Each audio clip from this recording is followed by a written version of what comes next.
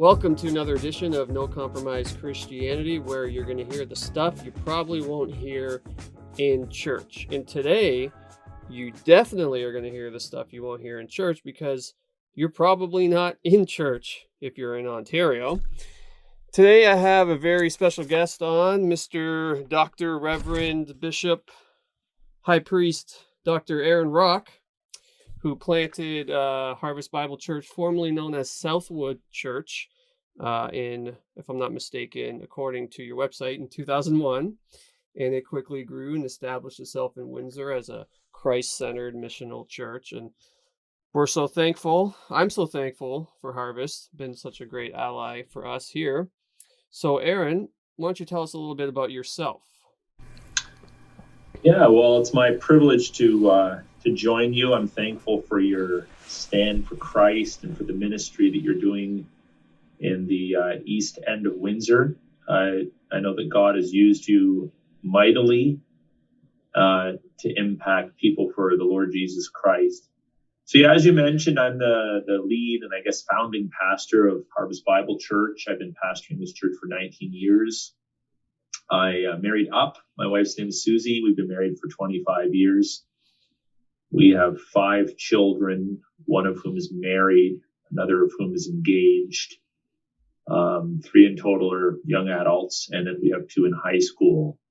And as you know, I've been pretty heavily engaged in the Reopening Ontario Churches initiative, the Niagara Declaration, and I'm just absolutely in love with the local church, and it breaks my heart that because of the circumstances we're in, that as of today in Ontario, it is illegal for any church to meet beyond 10 people. So thanks for having me on the show, and hopefully we can cover some good ground. Yeah, it was quite shocking when I saw the headlines that you were being criminally charged, like that a pastor was being criminally charged in Canada for the crime of, I guess, doing his job, it seemed. And so elaborate a little bit on the circumstances that led up to that charge and what exactly the charge is. Yeah. Okay. So just to be clear, it's not considered a criminal charge. So if there's any, pastors out there that are worried about a criminal charge, a criminal record as a result of reopening their church, that's not true.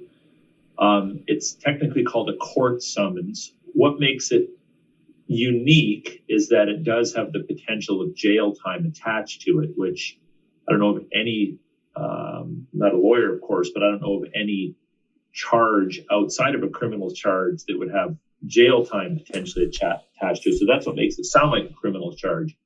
But essentially what it is it's a court summons, and the court has the Reopening Ontario Act says that the fine ranges between $10,000 and $100,000, potentially even a year in jail. And the reason why I was charged with that is because on December the 20th, we felt compelled to exercise our charter rights and to do our duty as Christians to meet and minister to our people and worship our God. So, some have called me a criminal and a lawbreaker. I would take issue with that for the simple reason that the highest law of our land is our Constitution, of which our charter is a part. And I'm guaranteed under that charter the right for peaceful assembly, freedom of religion, and so forth. And then second to that, I'm guaranteed protection under Section 176 of the Criminal Code to be able to officiate at services of the church. So one of the challenges in all of this is that those two things apparently have just been set aside. The charter has just been set aside. The Criminal Code has been set aside in reference to our activities, and I've been charged nonetheless.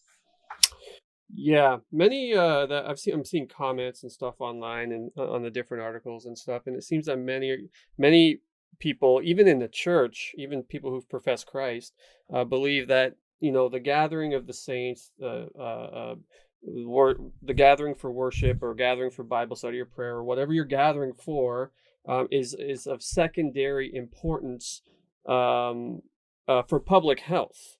Now, I've seen you comment and stuff, and you seem to insist that the church is essential for the holistic health of the individual and of society. So why is it that you insist on that? How would you respond to somebody who's saying, no, it's just of secondary importance. We could just temporarily cancel this thing and everyone will just be fine? Yeah, it's a great question. Well, human beings are composed of various constituent parts, you could say. So you're looking at me right now, you're looking at my physicality, but you're also listening to me speak, which implies I have a mind which processes information and is able to communicate. From a Christian perspective, we also have a spirit and a soul. I'm a spiritual being. I'm a relational being. Mm-hmm. You know, the first negative statement in Scripture was that Adam was alone. This is prior to sin entering into the world, which indicates that part of being made in the imago Dei, the image of God, is that we are relational beings. So, you know, we can go on, but I think I'm making the point. We're physical, we're emotional, we're relational, we're, you know, psychosocial beings and so forth. And the focus right now, the myopic focus in our culture is on protecting our physicality at all costs. Now, I'm not opposed to protecting our physicality. I don't want to get a virus. I don't want to die. I don't want to get run over by a car or eaten by a tiger or whatever. So we all take necessary precautions. Of course, there's risks in a physical world. You can never totally insulate yourself from the potential for physical harm. And the statistics on death are impressive. You know, joke, ha ha, we all die. But my concern is that lockdowns are simply untenable, and they're untenable, and closed churches are untenable because we must find a way to continue to minister to the spiritual, the social, the psychological, if you will, the mental, the relational needs of people, and lockdowns do not permit that. Now, fortunately, we have a Bible with certain mandates. So Creator knows his creatures. We're creatures, he's creator. He's given us instructions as to how to meet those needs. We're not to forsake the gathering together of believers. We're to engage in robust incarnational ministry and practice the one another's of Scripture, loving one another, forgiving one another, serving one another, rebuking one another, confronting one another, ministering to each other, praying for one another, and on and on and on and on. You cannot do that on Zoom church. You cannot do that. Now, if you have a church of only 10 people, fine, you can meet to the tune of 10 people. But when you have a church of many hundreds of people, you just can't do that. So I've been arguing this point all along. Sometimes I feel like I'm banging my head against the wall because the only expert, to use societal language, that the premier seems to be interested in listening to is an expert in the area of biotic health, physical health. And I think the mistake that's been made is he's failed to consult people who have expertise in other areas. Now, normally as pastors, we don't sit around, talking about ourselves as, experts. But if we were to adopt societal language, I'm an expert in spiritual health. I have a bachelor's degree, 2 master's degrees, a doctorate. I've been pastoring for 27 years. That qualifies me as an expert in spiritual health. And I know as a minister of the gospel that people suffer when they're cut off from their church and their spiritual life takes a nosedive. And we all kind of felt that experientially during the first lockdown. So I've repeatedly called upon officials to consider a more balanced approach. And I think if we were to consider a more balanced approach, there's actually a simple way for us to move forward as a culture, mitigate, not completely, but mitigate against viral spread, but also, not fill up our hospitals with people who are depressed, who are anxious, who are suicidal. The ministry of robust, faithful churches like ours, I would even go so far as to say, reduces hospitalizations. The hospitals can focus on COVID patients, etc., because we are snatching from the fire, so to speak, people with challenges in other areas. So that's the essence of my argument and my contention and my conviction, I would say. Yeah, and I've always held that and I think the numbers speak for themselves. You can't stop a virus. People are too unpredictable. Humans are too unpredictable. You cannot stop it with government control and overreach. Um, some pastors, I'm talking about pastors now. Some pastors have suggested that the church in this season can care for the emotional and mental and spiritual health, as you've discussed, of their people, from a distance, online, as you mentioned, Zoom church, online church. As I've spent so much of my energy before this trying to fight against this idea that online church is legitimate, and this is not helping. But so I guess the question, I'm trying to ask you here is: can we temporarily care for people from a distance, and if not, why? Well, I think we can temporarily care for people on a very minimal level for short bursts of time, in the absence of physical presence. We do that every week, actually, from Monday to Saturday. That is, if our primary meeting time is on Sunday, which for most churches it is. So, yeah, we're not always connected. We're not always plugged into our local churches. But when you extract people from their church community, especially those that are spiritually immature, are weak, have no support, live by themselves, have current or past addictions, have health crises, have mental health issues, you extract them from their support structure for a week, which turns to 2 weeks, which turns to 28 days, which turns to 2 months and 3 months and so forth. We know where this is going. Okay, we're not stupid. We know that 2 weeks turned into a couple of months back in the spring. The big question is, what's 28 days going to turn into in the middle of cold and flu season? It's gonna go on and on and on, guaranteed, and it'll set a precedent for future viral invasions. This is not tenable. It's just simply, how do I say it? A terrible plan for taking care of people. It's a terrible plan.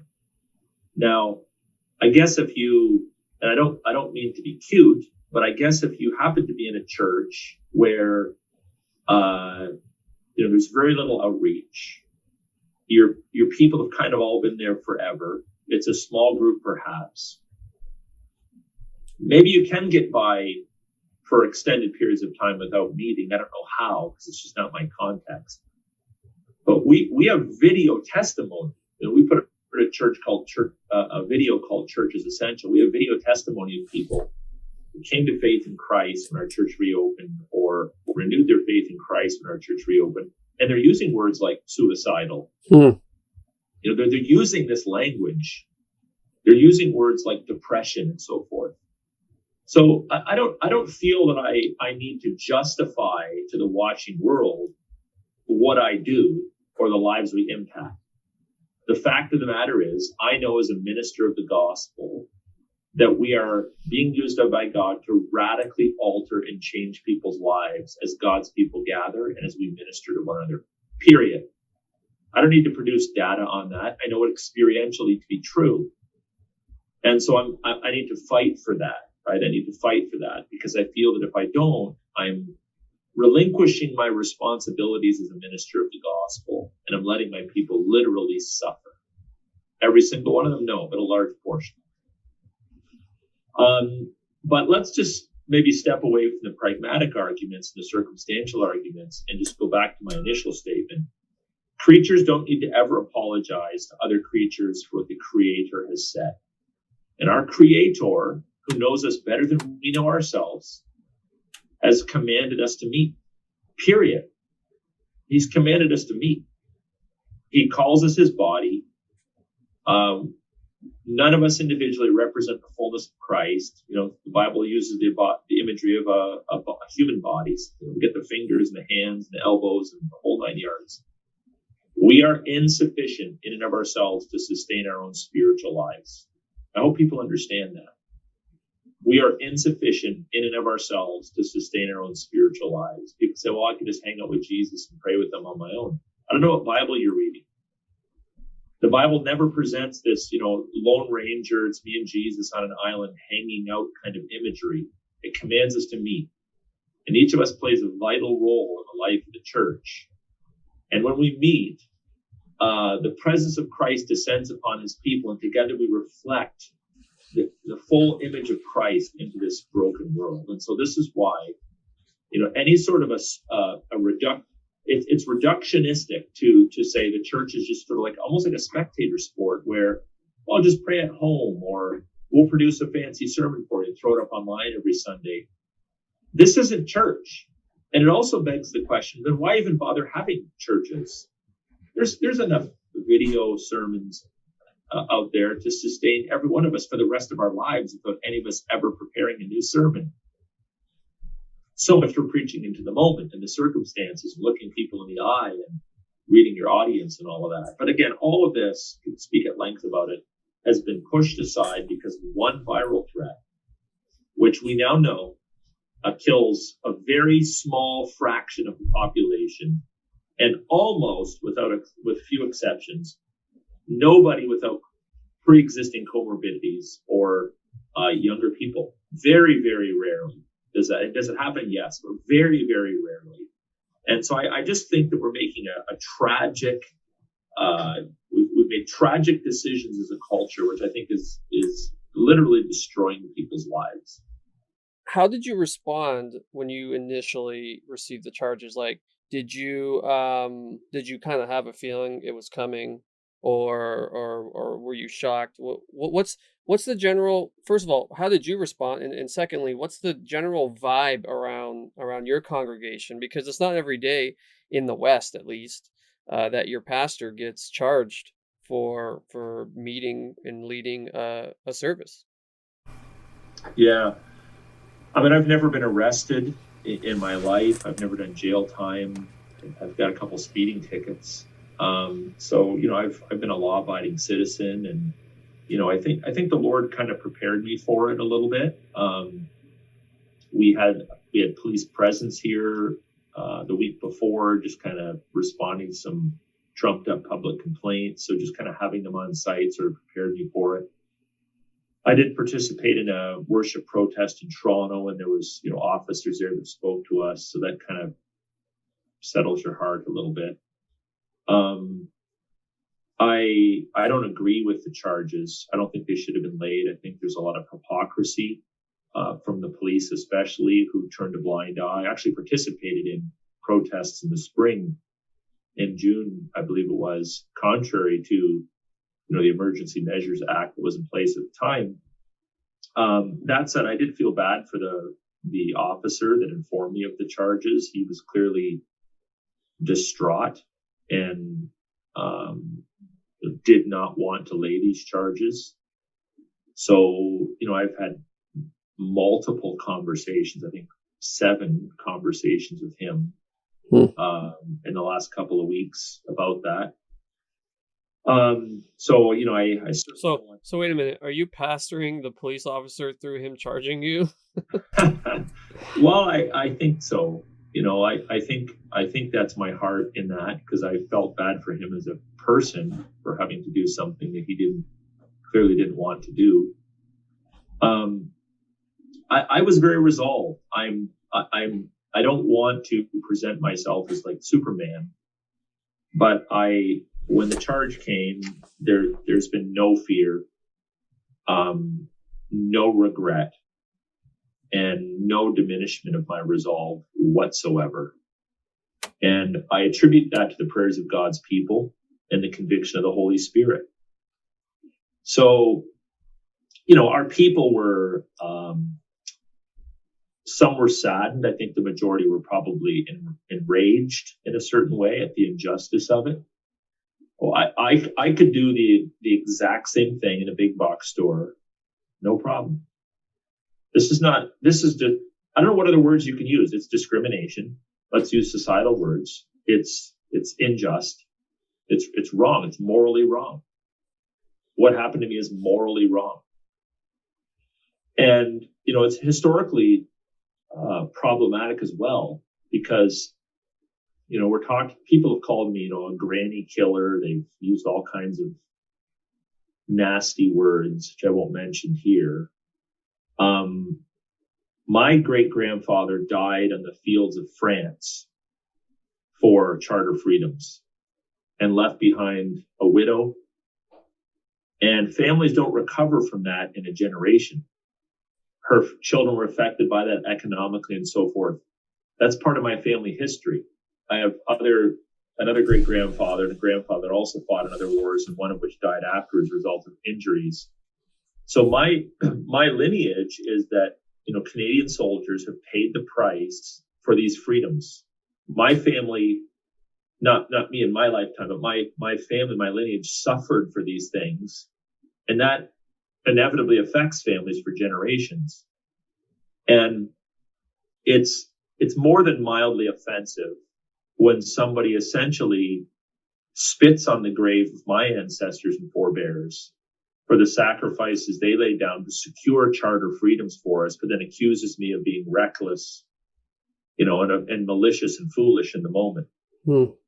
I certainly don't want to puff myself up, but I'm one of the most reasonable people you'll ever meet anywhere. And, I would be more than comfortable to engage in a public debate with any politician or any physician or any lawmaker about any of these issues. I can stand on my own 2 feet. I'm not a fool. And I say all that, again, not to puff myself up, but to help us to understand that, when you try to be a reasonable voice, you understand history, you think through the issues. And when you're still thrown aside and just, draconian charges laid against you, it's really an indictment of our culture. It's not so much an indictment, it's a charge against our culture. It indicates how foolish our culture is, how unthinking our culture is. And so in that respect, I can't say that I feel honored to receive the charge. I think I feel a combination of sorrow and sadness, but I don't feel any shame in receiving it because I believe it's wrong, and it's more of a reflection of the foolishness of culture than my own foolishness in all of this. But we're confident the Lord will go before us, and in terms of how the courts rule, I have no idea.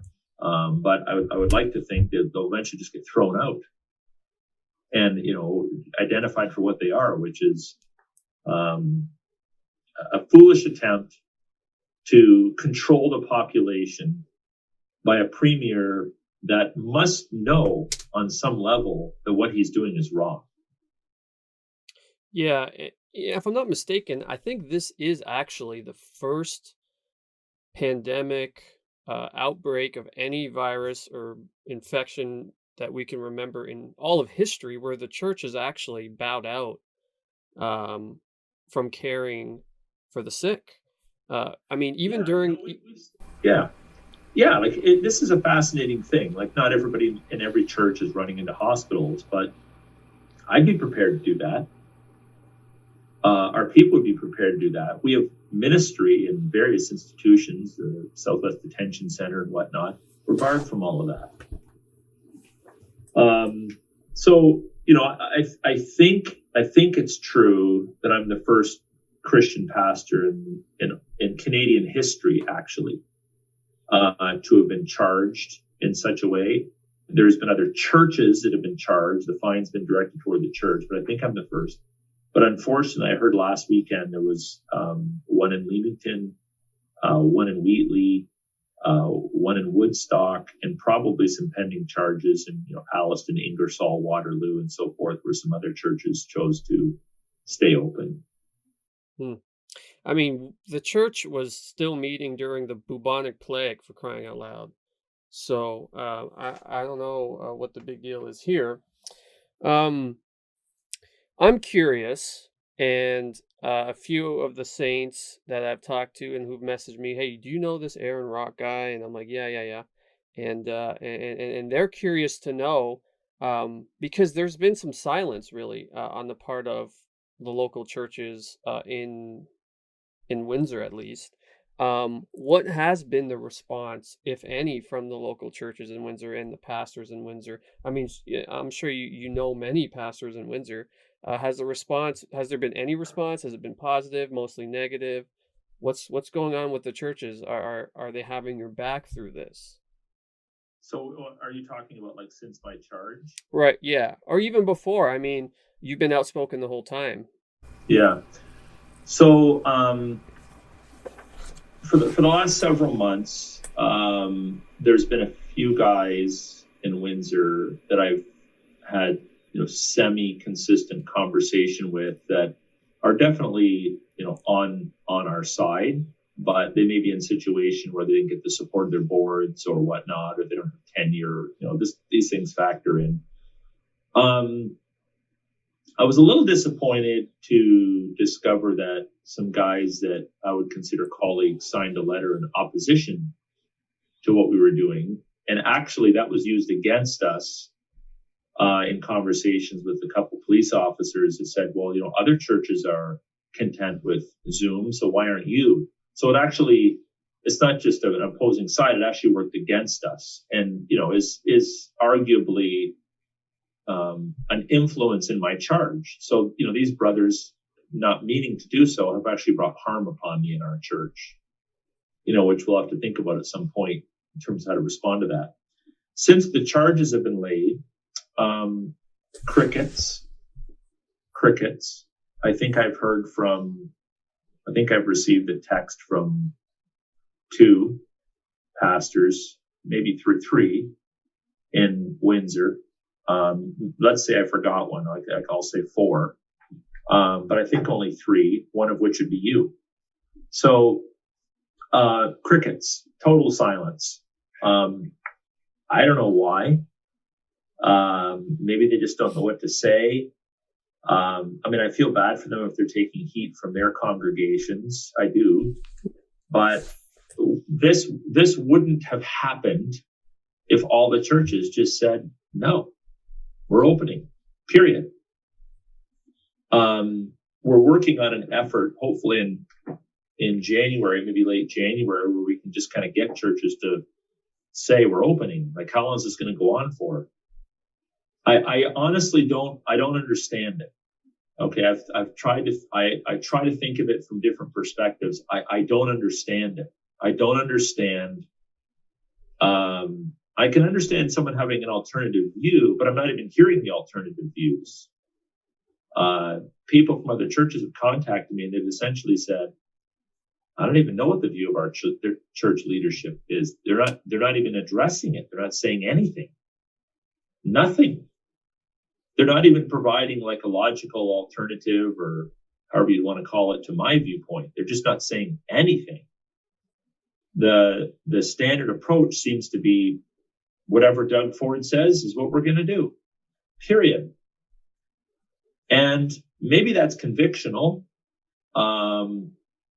Maybe there's some cowardice, although I don't want to just throw that word around too lightly.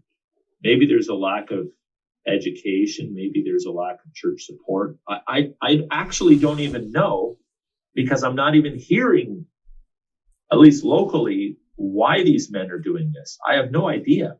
It's very perplexing to me, but I mean, ultimately, I can't say I have any bitterness in my heart toward them. I would just say if any of them are listening to this, and considering things in hindsight, if we'd all just stood up and said, no, we will not relinquish our solemn duties to minister to the holistic needs of our people, this problem would be solved.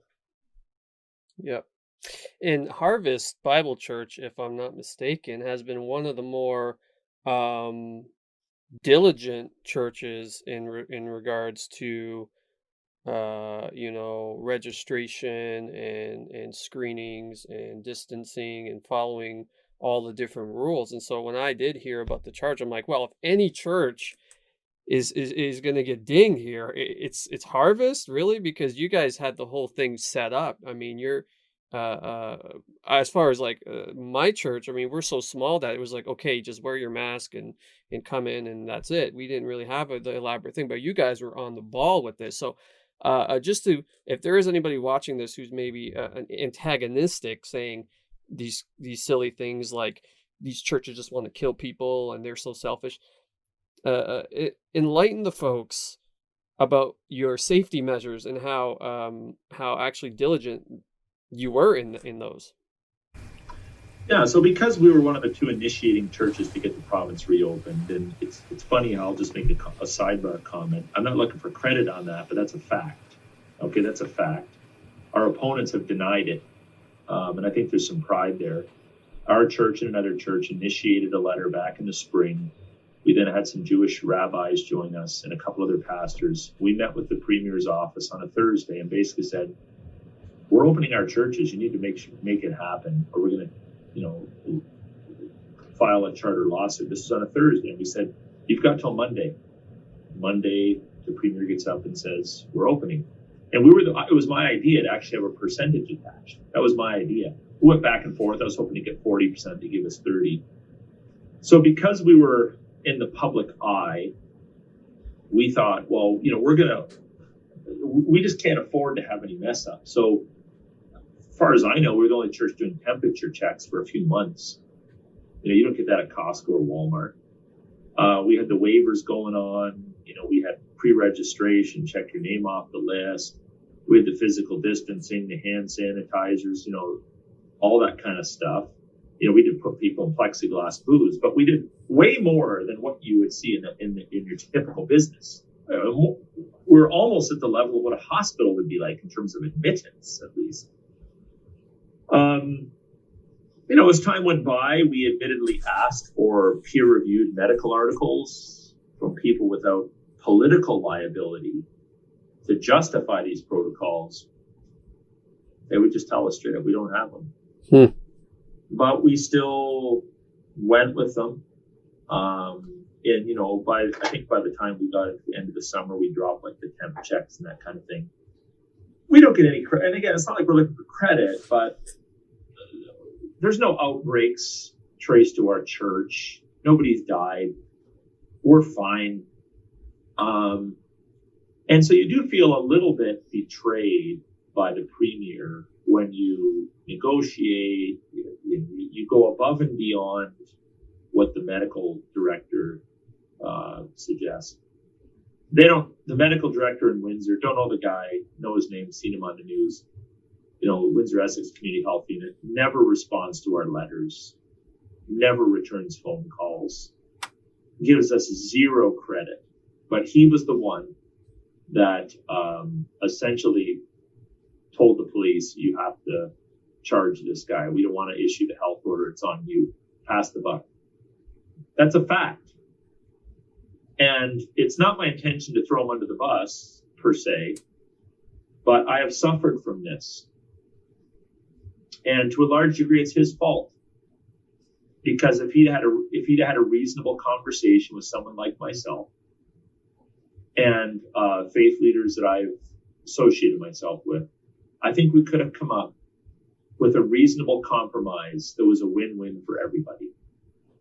But it's very clear to me, the Premier and the health officers, they're not looking for a win-win. They're just looking for a win on their end. And I'm not sure what the reason for that is. There's probably some politicking going on. They refuse to listen. They banned protests. I'm not sure why they would do that. I mean, you're just pushing people toward extremism. They banned protests. They won't respond to your letters. It's an extremely frustrating situation for freedom-loving people to be forced into this kind of a situation. And again, I would say it's wrong. Yeah, and to be honest, I personally would feel safer in Harvest Bible Church than I would at Walmart. I went to Walmart on Boxing Day. I wanted to return a heater to Princess Auto. They were closed. Canadian Tire was closed. Lowe's was closed. So they forced me into Walmart. And how many other people were forced into Walmart? And I'm sitting here going, oh my goodness. Like, I would feel safer personally in a church where I'm sitting in a chair and people are distancing and there's some protocol, not just back and forth madness. And so when I saw you post a picture of the sign, I think yesterday, on Sunday, I was like, yeah, this makes no sense from a pragmatic level that I could go. It's interesting. There was a fellow online that said, "Oh, I can't believe they're packing. They're probably trying to pack 200 people into this church, this little church." Our church is 38 plus thousand square feet. We can seat 810 people in our main auditorium, 308 in our gym, and I think 108 or something like that in our third worship center. Like over 1,300 people I can fit in this building, no problem. But we've taken out, 50% plus of the chairs, moved things around. We got people seated in different places. So for me to bring in a couple of hundred people per service in a building of this capacity, there's space everywhere.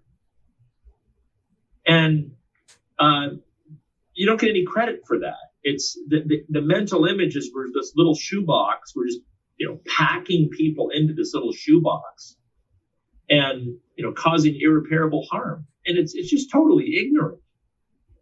So even this idea of like the 10 people allowed in a church, well, hey, if you can have 10 people in your church and your church seats 20, God bless you. But when you start getting the size of, a church that's basically the size of Canadian Tire, and you're saying only 10 people are allowed in there, but, the LCBO, which is the size of a small raised ranch in Windsor, they can have X number of people in and out. Like, it doesn't even make sense from a logical perspective. And it demonstrates ignorance. It demonstrates thoughtless disregard. And at the end of the day, intentional or not, it's discriminatory. And intentional or not, it results in a feeling of religious persecution, which for some reason Christians seem very uncomfortable using this language.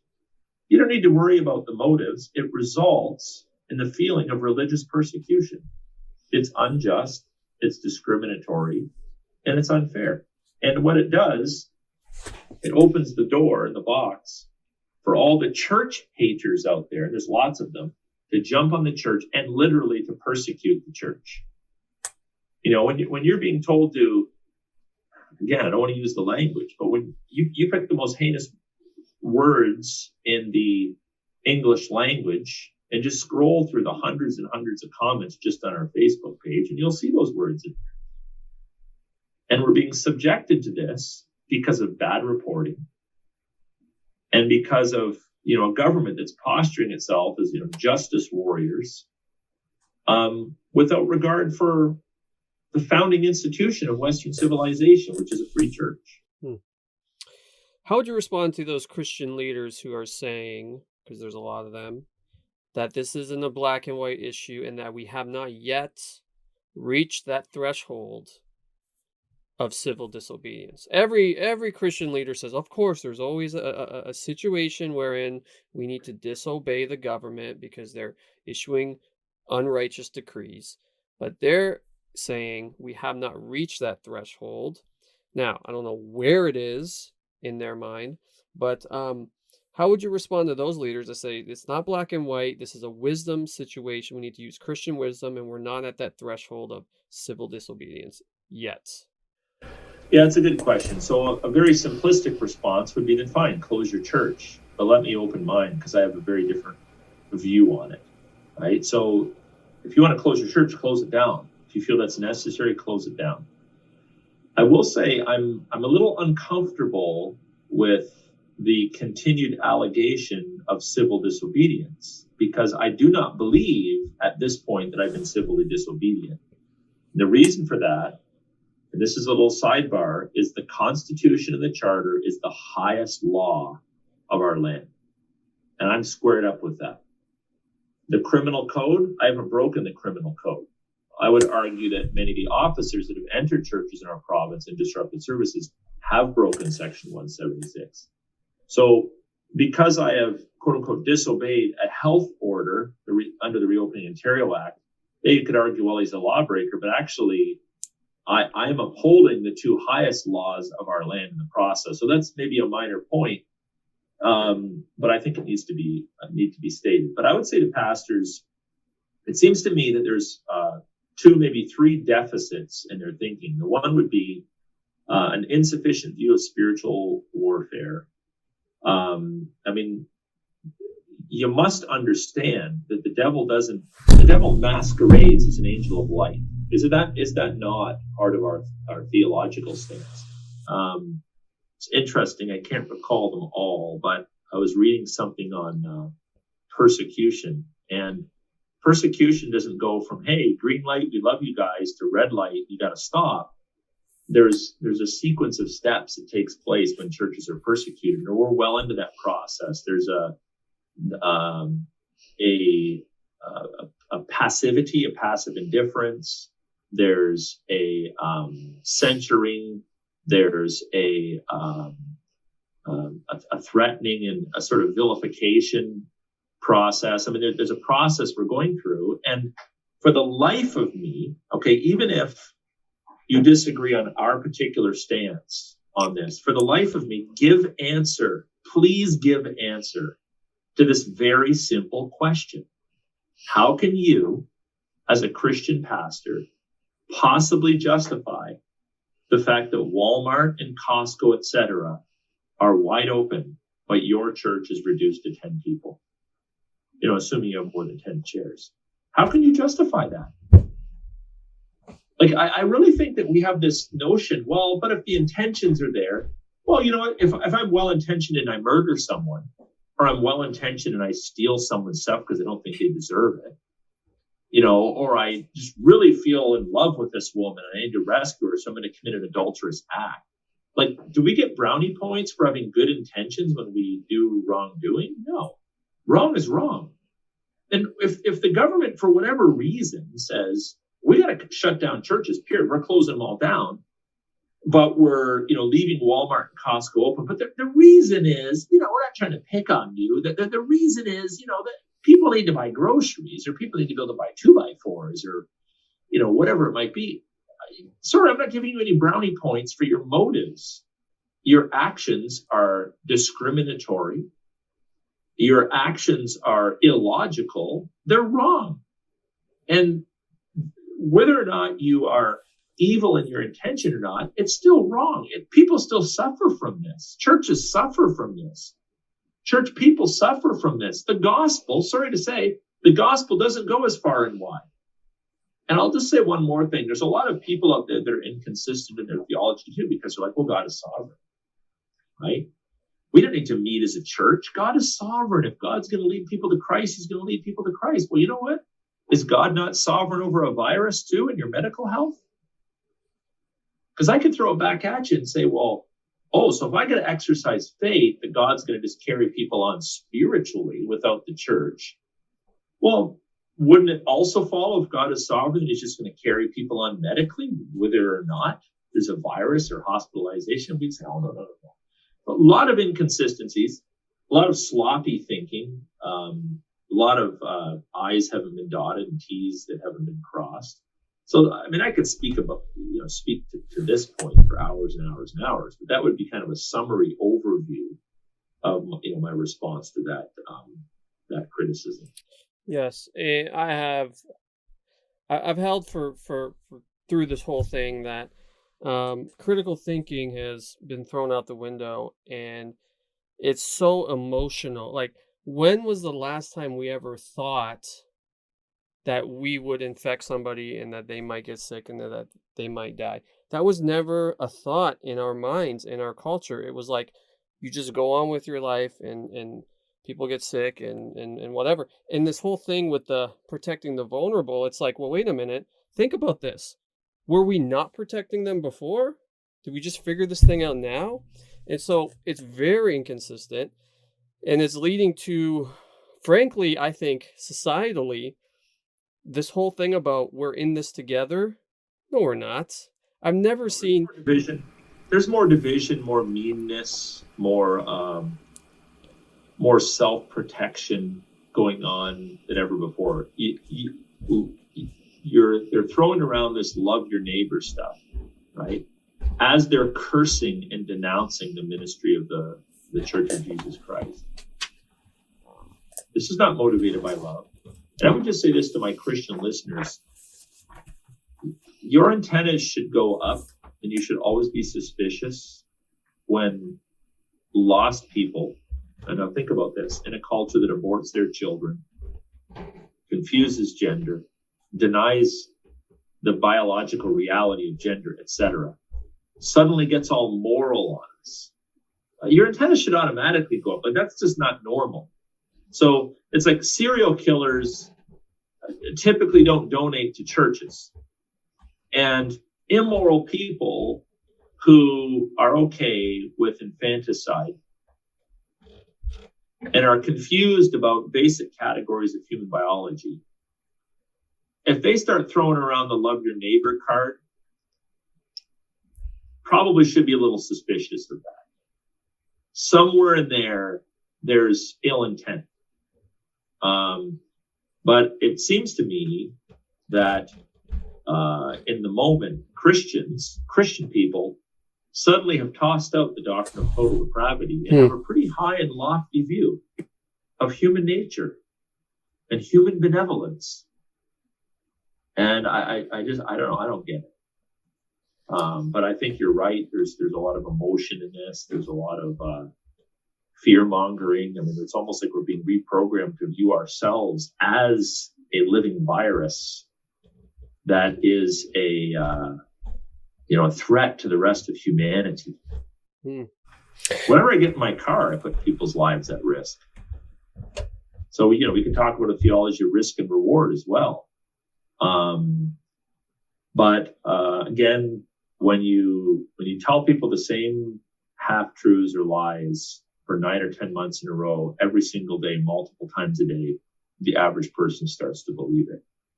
But I think there is a bit of a reckoning coming, because I am sensing there's a lot of people too that are just kind of fed up, and they're starting to realize, this is more than about a virus. I'm not talking about conspiracy theories. I'm just talking about there's other factors at play here. So it's more than about mitigating against the virus. How can it not be that?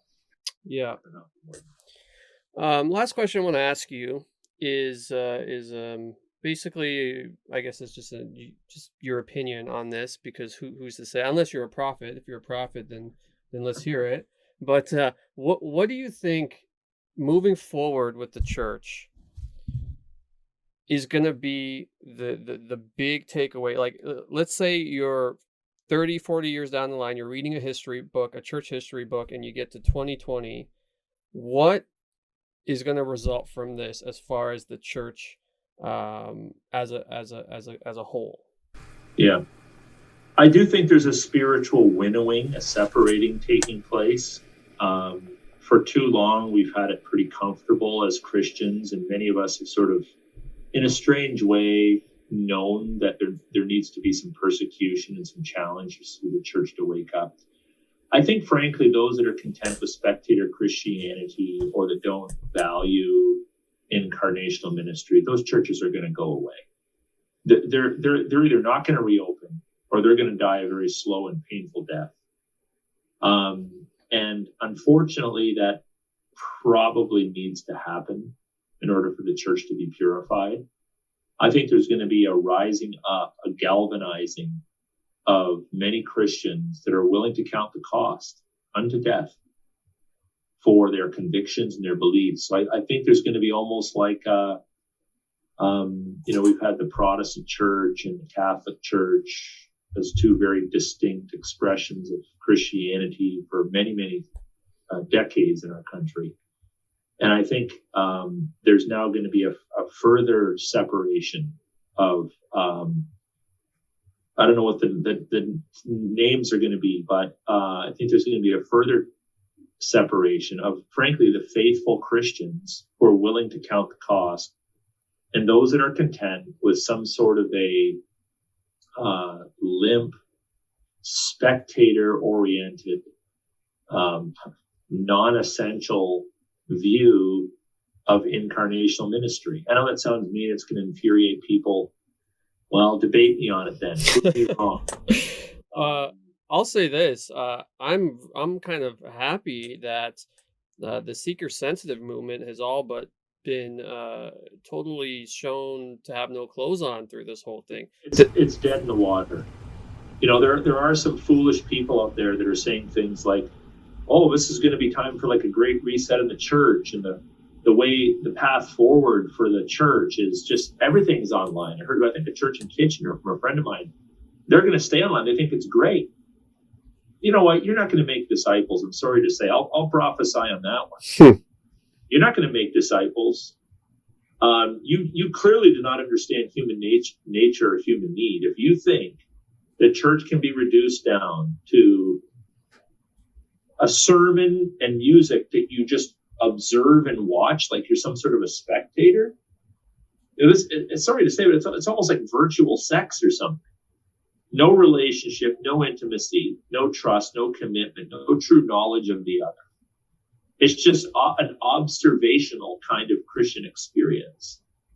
But our culture's been being primed for this for a long time, right? Through too much time on the television, too much time in front of the camera like we're doing, too much time video gaming, like always kind of sort of verge texting.